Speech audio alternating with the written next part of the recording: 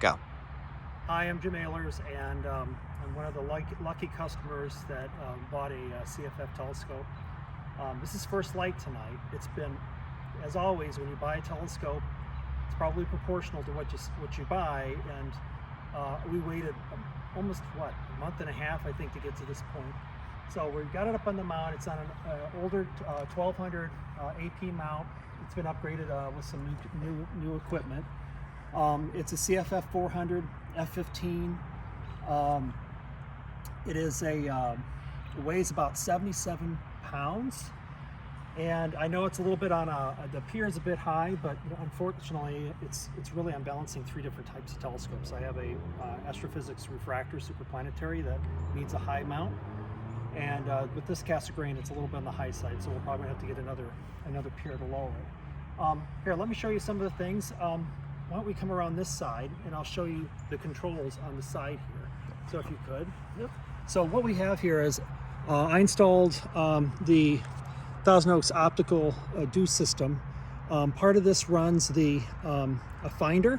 So if you put a finder on it, you want two for a finder. One's for an eyepiece, which I wired it to be this one.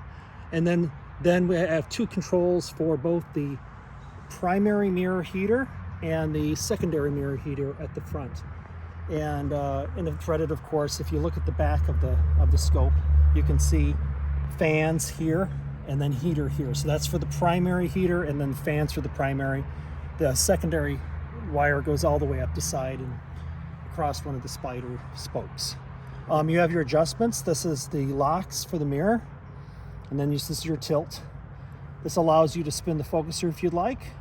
And obviously, what's wonderful about the scope is that a starlight focuser, which makes an enormous difference for accuracy, especially when you're dealing with nice long focal length.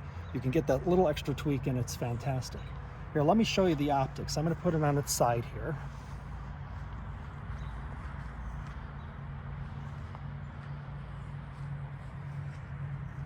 So you can see it's an F3 primary mirror. And Strel is 0.98, it's like 0.7 or 0.976 or something like that. So I'm going to say 0.98.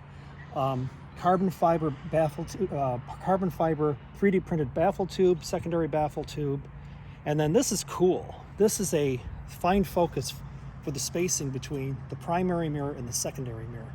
And obviously, if you tilt the mirror on the back, occasionally you might need to make tweaks within the optical system or push the light cone. On classical Cassegrains, a little bit different than dull Kirkhams, they're really critical about optical spacing. DKs you can get away with a little bit of movement, but classical Cassegrains you really want to leave them where they should be. But that's fantastic, and you can even see the hint of the heating element that's in the back of the secondary in there. It's got a shroud that comes with two shrouds. That was very nice of Catalan to do for us. It comes with a case, and I'll show you guys the case in a minute. So I think you get an idea. I mean, it's a very well balanced scope. We're going to mount a Losmandy Vixen saddle plate on one side, so we can put a finder on, or we can do a photographic accessory. So that's going to be our next little project when they finally come in. Everything's back ordered nowadays.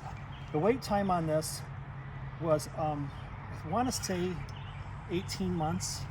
And again, I'll let you guys know how the performance is. I'm excited. It's going to be, I think, fantastic. I have a 12.5-inch classical Cassegrain F-16 that I put together, and then with help from Parallax Instruments. I'm retiring that one, and this one, as I said, is a 400 millimeter, so around 16 inches. Let me take you to the trailer, and you get a chance to see what the trailer looks like.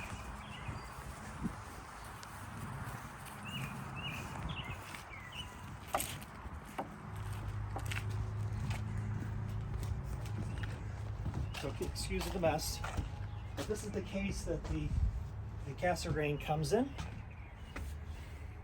And it's even, I mean, you can't see it right here, but on one side it's embroidered and says CFF, which is fantastic. So you can take your scope, you can put it in there, and then of course we tightly pack this trailer, lock things down and whatnot. So that's how that works. And then one final piece, while we were going to Neath earlier this year, we ended up picking up this plane wave, and our tree is blooming, so there's a little things coming down, but it gives you an idea that we're also going to play with a plane wave. This is a 12 and a half inch F-8 modified or corrected for dual Kirkham. So this is going to be first flight for this instrument as well. So that's it. I just wanted to share with you guys the setup that we have, and we'll keep you posted on the progress. And I think you're really gonna, I think I'm really gonna get a charge out of this telescope. Thank you.